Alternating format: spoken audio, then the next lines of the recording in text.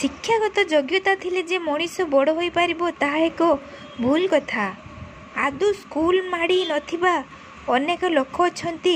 ସେମାନେ ସମାଜରେ ପ୍ରତିଷ୍ଠା ଲାଭ କରିଛନ୍ତି ଏବଂ ସଫଳତାର ଶୀର୍ଷକୁ ଛୁଇଁ ପାରିଛନ୍ତି। ସେମାନଙ୍କ ଅଦମ୍ୟ ନିଷ୍ଠା, କର୍ମପ୍ରବଣତା, ଆତ୍ମବିଶ୍ୱାସ ଓ ସାଧୁତା ସେମାନଙ୍କୁ ଶୀର୍ଷରେ ପହଞ୍ଚାଇ ପାରିଛି। ସେମାନେ ସମୟକୁ ଜୟୀ କରି ପାରିଛନ୍ତି। କାଳ ସେମାନଙ୍କୁ ହଜାଇ ପାରିନି, ବରଂ ସେମାନେ ମାନବ ଜାତି ପାଇଁ ଏକ ଉଦାହରଣ ପାଲଟିଛନ୍ତି। ମାତ୍ର ସ୍କୁଲ ବାହାରେ ମଧ୍ୟ ଏଭଳି ପ୍ରତିଭା ରହିଛନ୍ତି କୌଣସି କାରଣବଶତଃ ସ୍କୁଲ ମାଡ଼ି ପାରି ନାହାନ୍ତି।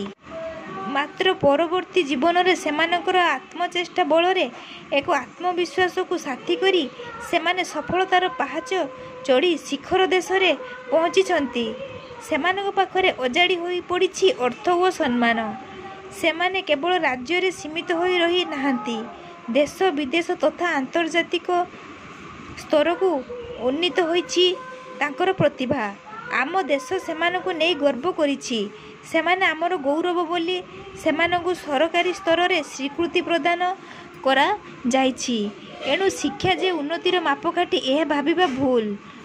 ଉଦାହରଣ ସ୍ୱରୂପ ସେମିତି କେତେକ ପ୍ରତିଭାଙ୍କ ସମ୍ପର୍କରେ ଆଲୋଚନା କଲେ ଆମେ ସେମାନଙ୍କ ବିଷୟରେ ଜାଣିପାରିବା। ଏକ ପ୍ରତିଭା ହେଲେ ଆନ୍ତର୍ଜାତିକ ପରିଚିତି ଲାଭ କରିଥିବା ବିଶିଷ୍ଟ ଚିତ୍ରଶିଳ୍ପୀ ସ୍ୱର୍ଗତ ଏମ୍.ଏଫ୍. ହୁସେନ, ଯାହାଙ୍କୁ ତାଙ୍କର କୃତି ପାଇଁ ଭାରତ ସରକାର 1955ରେ ପଦ୍ମଶ୍ରୀ, 1973ରେ ପଦ୍ମଭୂଷଣ, 1991ରେ ପଦ୍ମବିଭୂଷଣ ଉପାଧିରେ ଭୂଷିତ କରିଥିଲେ। ତା ସହ 1986ରେ ରାଜ୍ୟସଭାକୁ ମଧ୍ୟ ସଦସ୍ୟ ଭାବେ ମନୋନୀତ ହୋଇଥିଲେ। ସେହିଭଳି ଜଣେ ଖ୍ୟାତିସମ୍ପନ୍ନ ଶିଳ୍ପୀ ମହାରାଷ୍ଟ୍ରର ପାନ୍ଦରପୁରଠାରେ 1915 ସେପ୍ଟେମ୍ବର 17 ତାରିଖରେ ଜନ୍ମଗ୍ରହଣ କରିଥିଲେ। ପାଠ ପଢ଼ିବାକୁ ତାଙ୍କ ଭିତରେ ଆଦୌ ଇଚ୍ଛା ନଥିଲା। 1930 ମସିହା ବେଳକୁ ସେ ଶିଳ୍ପୀ ରେମ୍ବ୍ରାଣ୍ଡ୍ଟଙ୍କର ଛବି ଦେଖି ଆକୃଷ୍ଟ ହୋଇଥିଲେ ଏବଂ ସେଭଳି ଜଣେ ଶିଳ୍ପୀ ହେବାକୁ ମନ ମଧ୍ୟରେ ଇଚ୍ଛା ରଖି ବମ୍ବେ ଚାଲି ଆସିଥିଲେ। ସେଠାରେ ସେ ପୋଷ୍ଟର ଡିଜାଇନ ଆଙ୍କି ପଇସା ରୋଜଗାର କରି ନିଜର ଚେଷ୍ଟା ଓ ଆତ୍ମବିଶ୍ୱାସ ବଳରେ ଜଣେ ବଡ଼ ଶିଳ୍ପୀ ଭାବେ ନିଜକୁ ଉପସ୍ଥାପିତ କରିପାରିଲେ।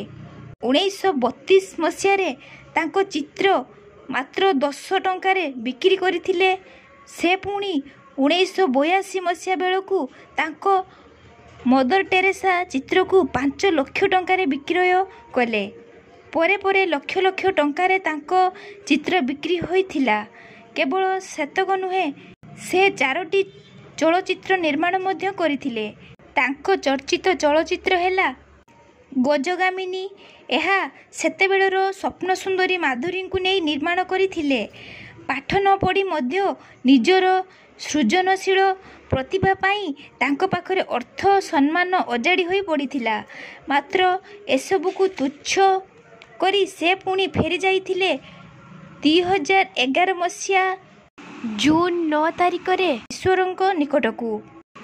ପିଲାମାନେ ନିଜ ଭିତରେ ଥିବା ସୃଜନଶୀଳ ପ୍ରତିଭାର ପରିପ୍ରକାଶ କରିବାକୁ ଚାହିଁଲେ ଅନେକ ବାପା ମା' ମାନେ ସେଥିରେ ବାଧା ସୃଷ୍ଟି କରିଥାନ୍ତି।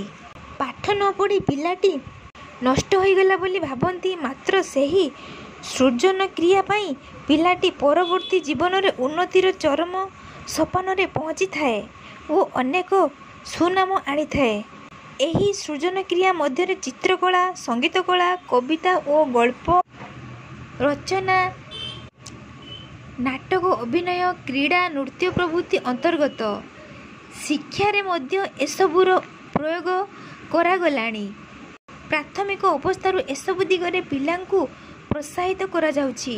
କେନ୍ଦ୍ରୀୟ ସ୍ତରରେ ଏହା ଥିବାବେଳେ ଏବେ ଏବେ ସର୍ବଶିକ୍ଷା ଅଭିଯାନରେ ଏହାକୁ ଅନୁଭବ କରି ବିଦ୍ୟାଳୟମାନଙ୍କରେ କଳା ଓ କ୍ରୀଡ଼ା ଶିକ୍ଷକ ନିଯୁକ୍ତି କରାଯିବା ବଡ଼ ସୁଖର ବିଷୟ।